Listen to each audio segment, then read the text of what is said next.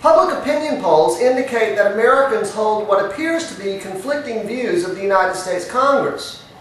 In a recent New York Times poll, for example, only 25% of survey respondents indicated that they approved of the way that Congress is handling its job. However, in the same poll, a majority of respondents said that they believe that their representatives and senators in Congress are doing a good job.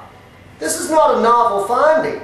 Pollsters have consistently found over at least the last 30 years that Americans hold these apparently contradictory views.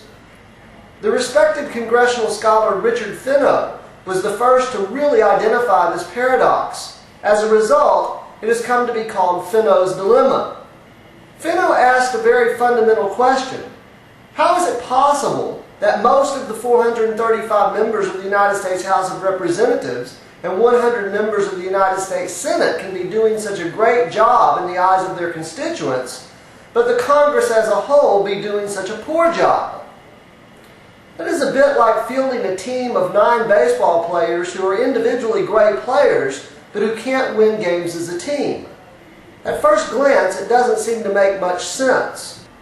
A number of years ago, I was interviewed by a local television reporter a couple of weeks before the congressional elections of that year. She had a number of questions about what to expect in local races, but eventually she got around to asking me about these paradoxical views that Americans have about their national legislature.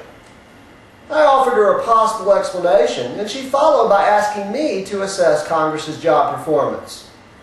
Well, I guess I didn't give her an answer that she liked very much because I never saw any of the interview on the news.